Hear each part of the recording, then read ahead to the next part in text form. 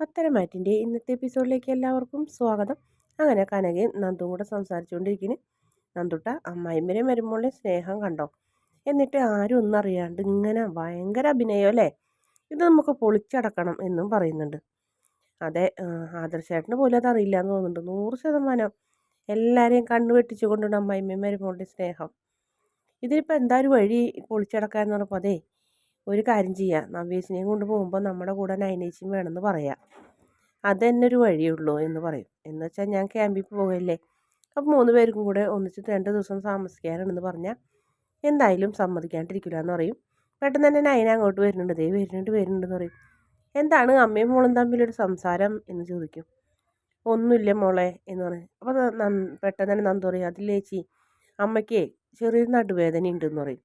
അപ്പോൾ അത് കനക പെട്ടെന്ന് നടുവ് പിടിച്ചിട്ട് ഇങ്ങനെ അയ്യോ എന്ന് പറയും. അതെയോ, അപ്പം അമ്മ നമുക്ക് ഹോസ്പിറ്റലിൽ പോകാമെന്ന് പറയും. ഹോസ്പിറ്റലൊന്നും പോകണ്ട മോളെ, 2 ദിവസം മോള് വന്ന് നിന്നാൽ മതി അവിടെ.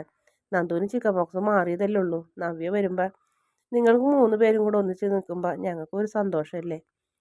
ഹോസ്പിറ്റലിൽ പോകേണ്ട കാര്യമൊന്നുമില്ല എന്ന് പറഞ്ഞപ്പോൾ, എന്നാൽ ഞാൻ ആദർശേട്ടനോട് പറയാമേ കുറച്ച് ദിവസം നിൽക്കണം കേട്ടോ എന്ന് പറഞ്ഞപ്പോൾ, കുറച്ച് ദിവസം നിൽക്കാൻ പറ്റില്ല, 2-3 ദിവസം നിൽക്കാം എന്ന് പറഞ്ഞ് ആദർശിനോട് സമ്മതം മേടിക്കാൻ പോകുന്നുണ്ട്. പോയിട്ട് വരട്ടെ എന്നൊക്കെ പറഞ്ഞു കഴിഞ്ഞിട്ട് അവരും കളിയാക്കി ചിരിക്കുന്നുണ്ട് അവിടെ നിന്ന് അമ്മയും മോളും. പിന്നെ ആദർശിനെ കാണിക്കുന്നത്, ആദർശിൻ്റെ അടുത്തേക്ക് നയന ചെല്ലും. എൻ്റെ അമ്മയുടെ അസുഖത്തിൻ്റെ വിവരം ആരോടും പറയരുതെന്ന് പറഞ്ഞിട്ടുണ്ടായിരുന്നു, എന്നാലും പറയും.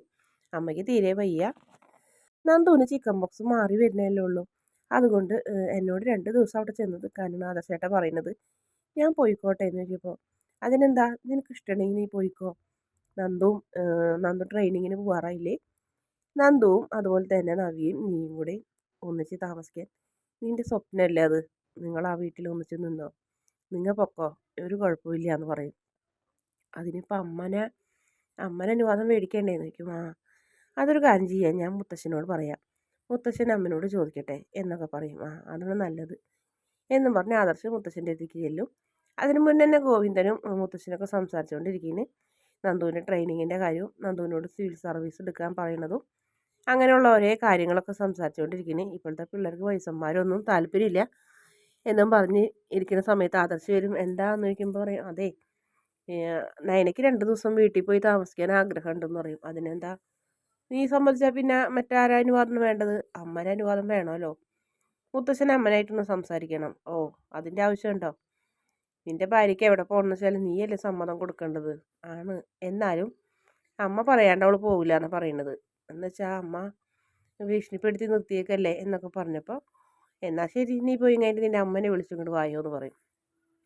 ആ സമയത്ത് ഇങ്ങനെ മുത്തശ്ശൻ പറയുന്നത്, എൻ്റെ 3 പേരക്കിടാങ്ങളിലും ഏറ്റവും നല്ലത് ആദർശം എന്ന് എനിക്ക് മനസ്സിലായത് കൊണ്ടാണ് എൻ്റെ മോന് പോലും ജ്വല്ലറി സ്ഥാനം കൊടുക്കാണ്ട് ഞാൻ അവനെ പഠിപ്പിച്ച് ആ സ്ഥാനത്തിരുത്തിയത്.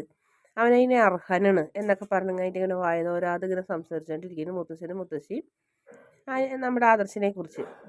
അതേസമയം തന്നെ ഗോവിന്ദനോടും പറയുന്നുണ്ട്, നല്ല മക്കളുടെ അച്ഛനാവാൻ കഴിഞ്ഞതിൽ ഗോവിന്ദൻ അഭിമാനിക്കാം. നല്ല കലാകാരനാണ് ഗോവിന്ദൻ, അതിനൊത്ത് ഉയരാൻ പറ്റില്ല എന്ന് മാത്രം. എന്തായാലും ആ മികവ് നയനമോളിലൂടെ അല്ലേ സാധിക്കുന്നത്. അതുകൊണ്ടല്ലേ മൂർത്തീസ് ജ്വല്ലറിയിൽ നയന കളക്ഷൻ എന്നുള്ളൊരു ഭാഗം കൂടി വന്നത് എന്നൊക്കെ പറഞ്ഞ് മുത്തശ്ശിയും സംസാരിച്ചുകൊണ്ടിരിക്കുന്നുണ്ട്. കൂട്ടത്തിൽ അഭിനയ കാര്യവും അങ്ങനെ ഓരോ കാര്യങ്ങൾ പറഞ്ഞുകൊണ്ടിരിക്കുന്ന സമയത്ത് പിന്നെ കാണിക്കുന്നത് ജയനാണ്. ജയനും ദേവയാനി സംസാരിക്കുന്നത്, നീ സ്വർണ്ണമൊന്നും കൊടുക്കണില്ലേ നവ്യ മോൾക്ക്, ഞാനതിന് നവ്യയ്ക്ക് സ്വർണം കൊടുക്കണം, അമ്മ കൊടുത്തിട്ടുണ്ടല്ലോ എന്നറിയും. നീ നിൻ്റെ മരുമോളല്ലാണ്ട് പോലും അനാമികയ്ക്ക് സ്വർണം കൊടുത്തല്ലോ, അപ്പോൾ പിന്നെ നിൻ്റെ മരുമോളുടെ ചേച്ചിക്ക് സ്വർണം കൊടുക്കണോണ്ട് എന്താ കുഴപ്പം. എനിക്കതിൽ വലിയ താല്പര്യമൊന്നുമില്ല, മരുമോൾക്കും മരുമോളുടെ ചേച്ചിക്ക് സ്വർണ്ണമൊന്നും കൊടുക്കേണ്ട കാര്യമൊന്നുമില്ല, അല്ലാണ്ട് തന്നെ അവളുമാരെ ഇവിടെ ഉള്ളവരൊക്കെ എടുത്ത് തലയിൽ കയറ്റി വെച്ചേക്കണ്, ഇനി ഞാൻ സ്വർണം കൂടെ കൊടുക്കാണ്ടെന്ന് പറയും. ആ സമയത്ത് ആദർശ് വരും. അമ്മനെ മുത്തശ്ശനെ അന്വേഷിക്കുന്നുണ്ട്. എന്തിനാടാന്ന് ചോദിക്കും. അതെനിക്കറിയില്ല, അമ്മനോട് ചെല്ലാൻ പറഞ്ഞെന്ന് പറയും. ഇനിയിപ്പോൾ എന്താ അവിടെ പ്രശ്നം, നീ ഈ ഫംഗ്ഷൻ നടക്കുന്ന സമയത്തും നിൻ്റെ മരുമോളോട് നല്ല മോശമായ രീതിയിലാണ് സംസാരിച്ചിട്ടുള്ളത്, അതിനെക്കുറിച്ചൊക്കെ ചോദ്യം ചെയ്യാനാവും. ഞാൻ എന്ത് മോശമായി സംസാരിക്കുന്നു, ഞാനിപ്പോൾ ആദ്യത്തെ പോലെ ഒന്നല്ലല്ല, കുറച്ചും കൂടെ ഭേദമായിട്ടില്ലേ എന്ന് ഞങ്ങൾക്ക് തോന്നിയിട്ടില്ല എന്ന് ജയൻ പറയും. ഞാൻ എന്തായാലും അച്ഛൻ്റെ അടുത്തേക്ക് പോയി നോക്കിയിട്ട് വരട്ടെ എന്ന് പറയും. അങ്ങനെ ദേവയാനി മുത്തശ്ശൻ്റെ അടുത്തേക്ക് പോകും. ആദർശിനോട് അച്ഛൻ ചോദിക്കും, എന്ത് പറ്റി, എന്തിനാണ് നിൻ്റെ അമ്മനെ കാണണമെന്ന് പറഞ്ഞതെന്ന് വെച്ചപ്പോൾ നയനയ്ക്ക് നവ്യ പോകല്ലേ, അപ്പോൾ കൂട്ടത്തിൽ പോകാൻ അവളെ വീട്ടിൽ പോയി നിൽക്കാൻ ആഗ്രഹമുണ്ട്, 2 ദിവസം പോകട്ടെ എന്ന് എന്നോട് ചോദിച്ചപ്പോൾ മുത്തശ്ശനോട് അമ്മനെ കൊണ്ട് സമ്മതിപ്പിക്കാൻ പറഞ്ഞു. അത് സംസാരിക്കാൻ വേണ്ടിയിട്ടാണ് പോണേന്ന് പറഞ്ഞപ്പോൾ അത് നല്ല കാര്യമാണ്, 2 ദിവസം പോയി മോൾ അവിടെ നിൽക്കട്ടെ എന്ന് പറയും. ഞാനൊന്ന് അങ്ങോട്ട് ചെല്ലട്ടെ അച്ഛാന്ന് പറയും. അങ്ങനെ ദേവയാനിയുടെ പിന്നാലെ ആദർശം പോകും. അവിടെ ചെല്ലുമ്പോൾ മുത്തശ്ശൻ ദേവയാനിയോട് പറയും, ദേവയാനി നയനയും വന്ന് അവിടെ നിൽക്കുന്നുണ്ടാവും. അപ്പോൾ ആ സമയത്ത് പറയും ദേവയാനി, നിൻ്റെ മരുമോൾക്ക് 2 ദിവസം വീട്ടിൽ പോയി നിൽക്കണമെന്ന്. അവളെ ഭർത്താവ് സമ്മതിച്ച ഭർത്താവ് വന്ന് പറഞ്ഞപ്പോൾ അപ്പം ദേവയാനി പെട്ടെന്ന് അങ്ങനെ ഞെട്ടുന്നുണ്ട്. അന്നേരം നയനയുടെ മുഖത്തേക്ക് നോക്കുമ്പോൾ നയന പ്രത്യേകിച്ച് ഭാവമായിട്ടൊന്നും ഇല്ലാത്ത പോലെ നിൽക്കുന്നുണ്ട്. അപ്പോൾ ആ സമയത്ത് തന്നെ ദേവയാനി പറയുന്നത്, അതിന് എന്നോട് എന്തിനാണ് അനുവാദം ചോദിക്കുന്നത്? അവളുടെ ഭർത്താവിനോടല്ലേ ചോദിക്കുന്നുണ്ട്. അവൻ വിട്ടാൽ പൊക്കോ എന്ന് പറയും. എനിക്ക് കുഴപ്പമൊന്നുമില്ല 2-3 ദിവസം തന്നെ അതിനെ അവളെ വീട്ടിൽ പോയി നിൽക്കണേന്ന് ആദർശ് പറയും. അതും നമ്മുടെ ദേവയാനി ഒട്ടും പ്രതീക്ഷിച്ചിട്ടുണ്ടായിരുന്നില്ല. അതുകൊണ്ട് തന്നെ ദേവയാനി അതും ഒരു ഷോക്കാവും. പോണതൊക്കെ കൊള്ളാം, പോയി കഴിഞ്ഞിട്ട് പിന്നെ ഇവിടെ കിടന്നും കഴിഞ്ഞിട്ട് അവളില്ലാണ്ട് പറ്റില്ല ഇവളില്ലാണ്ട് പറ്റില്ല എന്നൊന്നും പറഞ്ഞ് ഇവിടെ കിടന്ന് ഒച്ചെടുക്കാനൊന്നും പറ്റുന്നില്ല. അപ്പം ഞാൻ ഒച്ചെടുക്കൊന്നുമില്ല, ഒറ്റപ്പെടുന്നൊന്നും പറയരുതിട്ടാ എന്ന് പറഞ്ഞപ്പോൾ അങ്ങനെയൊന്നും ഞാൻ പറയില്ല എന്ന് പറയും. ആ മുത്തശ്ശേറി എന്തിനാ ഒറ്റപ്പെടുന്നു പറയുന്നത്?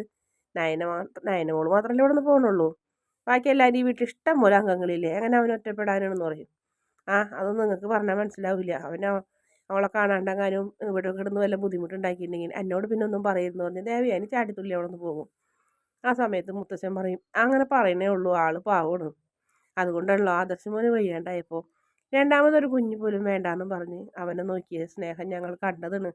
ജയന് 2 കുട്ടികൾ ഭയങ്കര ആഗ്രഹമായിരുന്നു, അതുപോലും ദേവയാനി വേണ്ടാന്ന് വെച്ചു ആദർശിന് വേണ്ടിയിട്ട്.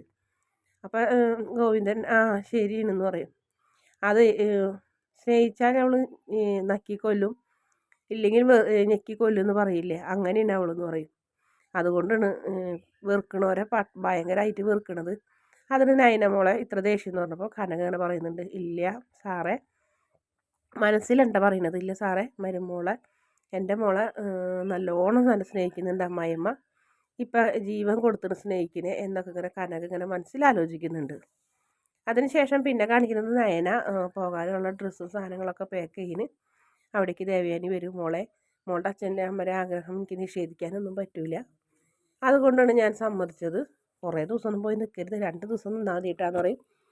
വിഷുവിന് എന്തായാലും മോൾ ഇവിടെ ഉണ്ടാവണം, നമ്മൾ സ്നേഹിച്ചിട്ടുള്ള ആദ്യത്തെ വിഷു അല്ലേ, അതുകൊണ്ട് നീ ഇവിടെ ഉണ്ടാവണം, നീ പോയാൽ എനിക്ക് വല്ലാത്ത വിഷമമായിരിക്കും. ആ വീട്ടിൽ മോൾക്കറിയാലോ, ആ വീട്ടിൽ വന്നു കഴിഞ്ഞിട്ട് എനിക്ക് നിന്നെ കാണാൻ പറ്റില്ല, അതുകൊണ്ട് നീ ഇല്ലാണ്ട് എനിക്ക് ഭയങ്കര ബുദ്ധിമുട്ടായിരിക്കും എന്ന് പറഞ്ഞപ്പോൾ എനിക്കറിയാമേ, ഞാൻ 2 ദിവസം നിൽക്കുള്ളൂ, അപ്പോഴത്തേനും ഞാൻ വരാമെന്ന് പറയും. അങ്ങനെ അവർ സംസാരിച്ചുകൊണ്ടിരിക്കുന്ന സമയത്ത് ആദർശ് വരും. അപ്പോൾ പെട്ടെന്ന് ദേവയാനി വിഷയം മാറ്റും, വീട്ടിൽ പോയി നിൽക്കണമൊക്കെ കൊള്ളാം, ഇവിടുന്ന് ആദർശം അങ്ങോട്ട് വരുന്നു വിചാരിച്ച് നീ ഇരിക്കുകയും വേണ്ട, അതുപോലെ തന്നെ ഇവിടുന്ന് ആരെങ്കിലും വിളിക്കാൻ വന്നാലേ നീ ഇങ്ങോട്ട് എഴുന്നള്ളി വരുള്ളൂ എന്നുള്ള നിൻ്റെ ആ വാശി ഉണ്ടല്ലോ, അതൊന്നും നടക്കില്ല കേട്ടാന്ന് പറയും. എന്തിനാ അമ്മേ ഇവളെ വഴക്ക് പറയണേന്ന് ചോദിക്കും. അല്ല, ഇവൾ പോയി കഴിഞ്ഞിട്ടുണ്ടെങ്കിൽ ഇവൾക്കൊരു സ്വഭാവം ഉണ്ട്, ഇവിടുന്ന് ആരെങ്കിലും കാല് പിടിച്ച് വന്നാലേ അവൾ വരുള്ളൂ, അങ്ങനെ കാത്തിരിക്കൊന്നും വേണ്ട, പോയ പോലെ അങ്ങോട്ട് വന്നാൽ മതി എന്ന് പറഞ്ഞതാണ് എന്നും പറഞ്ഞ് ദേവയാനി പുറത്തേക്ക് പോകും. അപ്പോൾ ആദർശ് ചോദിക്കുന്നുണ്ട്, ഞാൻ വരുന്നേക്കാൾ മുന്നേ നിന്നോട് എന്താ അമ്മ സംസാരിച്ചുകൊണ്ടിരുന്നത്? അത് ഇതൊക്കെ തന്നെ, പോയാൽ വരണമെന്നും ആദർശേട്ടന് കാണാണ്ടിരിക്കാൻ പറ്റില്ലെന്നും ആദർശേട്ടനെ കൊണ്ട് അങ്ങോട്ട് വരുത്തിക്കരുതെന്നും അങ്ങനെ ഓരോന്നൊക്കെ ദേഷ്യപ്പെട്ട് പറഞ്ഞു എന്ന് പറയും.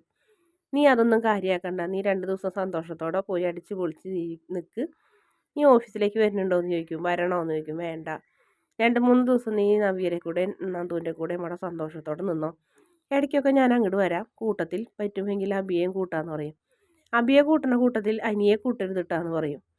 അതെന്താന്ന് ചോദിക്കും. അനിയും നന്ദും കൂടെ കാണാനുള്ള അവസരങ്ങളൊന്നും നമ്മ ഉണ്ടാക്കരുത്, ഞാനിപ്പോൾ അവിടെ പോണതിൻ്റെ പ്രധാന കാരണം അവളുടെ മനസ്സിൽ അങ്ങനെ എന്തെങ്കിലും ആഗ്രഹം ഉണ്ടെങ്കിൽ അത് വേണ്ടാന്ന് വെക്കാനും മനസ്സിലാക്കി കൊടുക്കാനും ഉണ്ടെന്നൊക്കെ പറയും. അതെ, അത് ചെയ്തോ, ഇപ്പം തന്നെ കണ്ടില്ലേ 7-ാം മാസ ചടങ്ങിലേക്ക് വരെയും അനാമിക മാറി നിന്ന് എന്ന് പറഞ്ഞു. ഒരു കണക്കിന് അവൾ വരാണ്ടിരുന്നത് നന്നായി, വന്നിട്ടുണ്ടെങ്കിൽ അവളും അവളെ അച്ഛനും അമ്മയൊക്കെ വല്ലാത്ത പ്രശ്നങ്ങൾ ഉണ്ടാക്കും, അതിവിടെ വീണ്ടും ഒരു ഇഷ്ടക്കുറവ് വരും.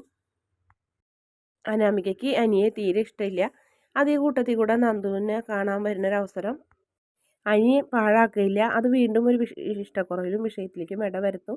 അതുകൊണ്ടാണ് പറഞ്ഞത്, ആദർശേട്ടൻ വരുമ്പോൾ ഒരിക്കലും അനിയെ കൊണ്ടുവരരുത്, അവരുടെ ജീവിതം തന്നെ കണ്ടില്ലേ, ഇങ്ങനെ ആയാൽ പറ്റുമോ എന്നൊക്കെ ചോദിക്കും. അതെ, ഇങ്ങനെ ആയാൽ പറ്റില്ല, പക്ഷേ അവൾ എത്ര ഇതായാലും അവളും ഒട്ടും മയഞ്ഞു കൊടുക്കുന്നില്ല, ഒരു തരി പോലും അബിയെ അനിയെ സ്നേഹിക്കുന്നില്ല എന്നൊക്കെ പറയും. പിന്നെ അവരുടെ വിഷയം വിടും. അത് വിട്, നീ നല്ല സന്തോഷത്തോടെ പോയി വായോ എന്നൊക്കെ പറഞ്ഞ് നമ്മുടെ ആദർശ് നയനനെ ഇങ്ങനെ ചേർത്ത് നിർത്തുന്നതോടെയാണ് ഇന്നത്തെ എപ്പിസോഡിൻ്റെ അവസാന ഭാഗം. വീഡിയോ ഇഷ്ടപ്പെടുകയാണെങ്കിൽ ചാനൽ ഒന്ന് സബ്സ്ക്രൈബ് ചെയ്ത് സപ്പോർട്ട് ചെയ്യണേ.